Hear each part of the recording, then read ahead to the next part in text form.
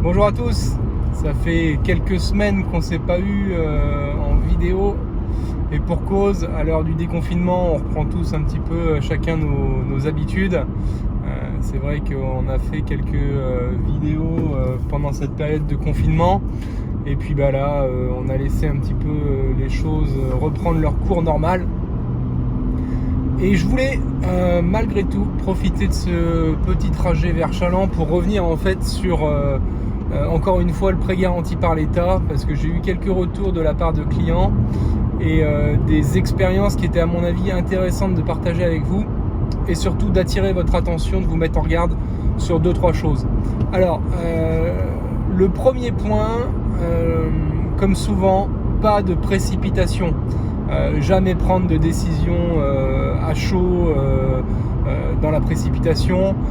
Également concernant le prêt garanti par l'État. Pourquoi ? Puisque de toute façon, vous avez jusqu'au 31 décembre pour faire votre demande et instruire le dossier. Donc il sera sans aucun problème possible, si on se rend compte dans les prochains mois qu'il y a des difficultés de trésor, de se rapprocher de son banquier et puis de réaliser ce prêt garanti par l'État courant du deuxième semestre 2020.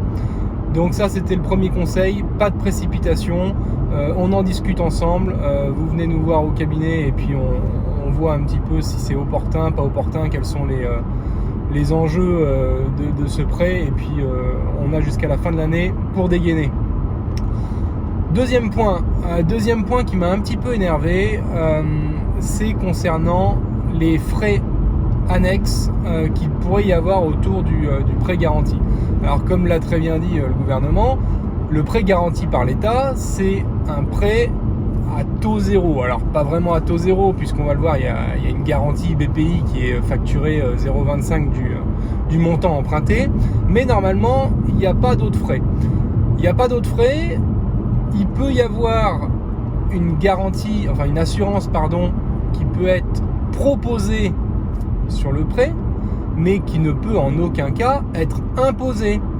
Et j'ai vu dans certains cas des dossiers qui ont été instruits où on a positionné d'emblée une assurance emprunteur imposée par l'établissement bancaire, et on se retrouve avec un coût du prêt qui est plus que doublé, puisque l'assurance emprunteur, vous le savez aussi bien que moi, ça va vite chercher dans les 0,30, 0,35, 0,40. Et donc quand on a un prêt qui en théorie ne coûte que 0,25, on se retrouve à plus que doubler le coût du prêt. Donc ça, c'est un petit peu dommage, pas très fair play je trouve. Ce qui est important, c'est de proposer aux clients cette assurance, mais en aucun cas elle n'est obligatoire. Et de mon avis perso, sur un prêt comme ça qui est voué à être à court terme, je suis pas certain de l'opportunité, ça dépend du montant aussi, mais je suis pas certain de l'opportunité d'une assurance emprunteur sur ce type de prêt.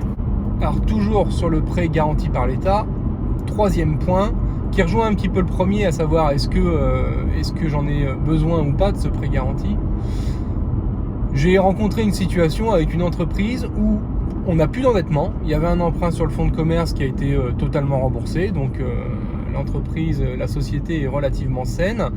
Pour autant, on est sur du commerce de détail, donc les derniers mois ont été un petit peu compliqués, et on a un léger découvert sur le compte courant bancaire de l'entreprise.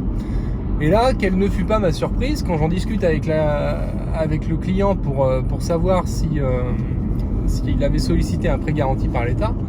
On me dit, non, le banquier m'a dit que j'avais un découvert autorisé, donc c'était pas la peine de faire un prêt garanti par l'État. Alors là, je suis un peu tombé de ma chaise, parce que s'il y a bien une situation dans laquelle le prêt garanti par l'État serait opportun, je sais pas comment on dit, c'est bien celle-là, quoi. Il n'y a pas d'endettement, il y a juste un petit découvert. On a clairement une petite difficulté passagère liée au Covid-19. Clairement, si j'étais à la place du client, tout de suite je fais un prêt garanti par l'État et je remplace mon découvert qui m'est facturé X%, qui va être facturé 6, 7, 8%, je sais pas exactement le coût total d'un découvert, mais c'est pas donné, et je le remplace par mon prêt garanti par l'État qui lui va me coûter 0,25. Le choix est très vite vu et on est pile poil dans la situation que vise le prêt garanti par l'État. Donc là c'est pareil, si vous avez un endettement qui est maîtrisé, voire pas d'endettement, et un léger découvert bancaire, tout de suite, à mon sens, il faut le combler et le remplacer par un prêt garanti par l'État. Voilà, donc c'était les 3 points sur lesquels je souhaitais revenir avec le PGE, prêt garanti par l'État. Donc 1, pas de précipitation.